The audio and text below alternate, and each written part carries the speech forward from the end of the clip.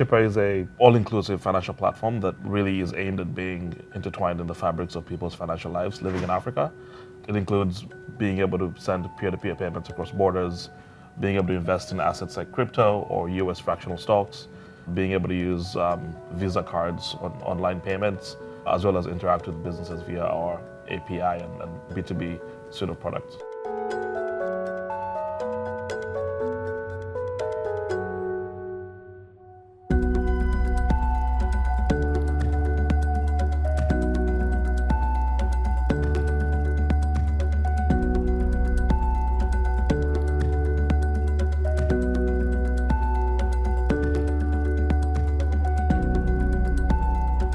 In Ghana, Nigeria, Uganda, Rwanda, South Africa, and we also live in the US and the UK.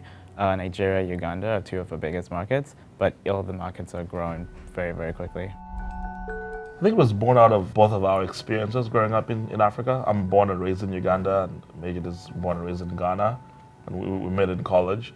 And one thing that really brought us together was this idea that we've grown up seeing firsthand many problems people face living in Africa, and one of the biggest most prevalent one to us was sending money and how difficult that was. You see how easy it is to Venmo someone money, but then it's literally impossible to send money from Ghana to Uganda.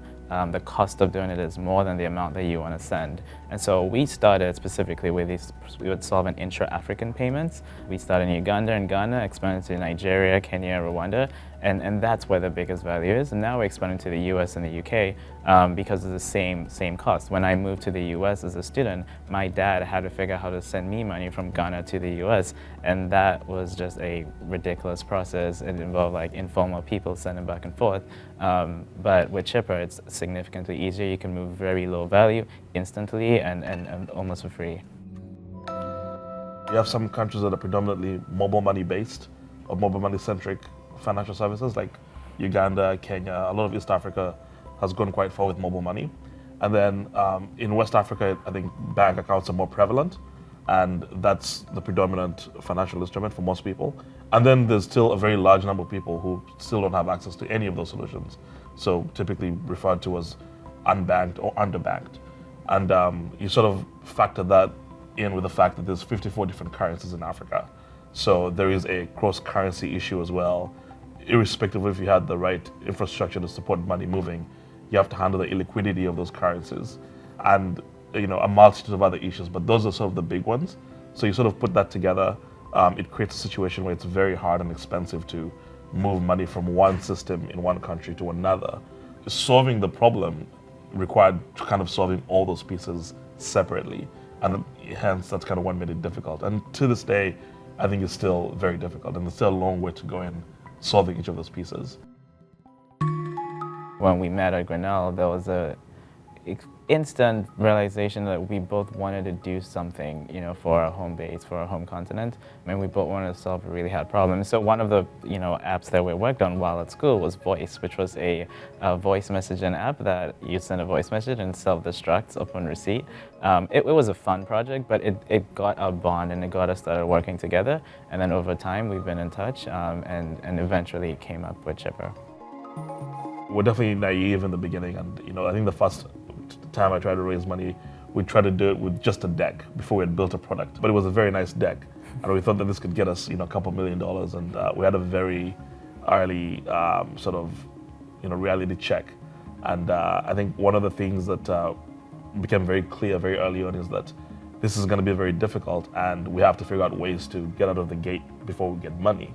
So we had to be creative about how we spent our resources. And also how we tailored our message to different audiences. In the early days, I thought that if I sort of focused mostly on African investors, that would be an easier path, and actually end up being a more difficult path. And then I focused more on Silicon Valley-based investors, and that eventually, with some traction, had a bit more success. But in the very beginning, that was a very tough process trying to attract capital. We've raised a tremendous amount of money, hundreds of millions of dollars so far, and that's an immense responsibility that people entrust us with such significant amounts of money to invest and use in a manner that we see fit. And I think it's good to have some pressure. I think it sort of keeps you on your toes. It reminds you of the importance of what you're doing. Not that you forget, but it's just that additional reminder to, be that much more diligent, that much more thoughtful. The opportunity is getting clearer and clearer. Africa is the last frontier. The demographic is incredibly young. People are getting much more tech enabled, and smartphones are on the rise. And so people are realizing, like, you could begin a service and you could own the space and you could grow this content for the next decade and beyond.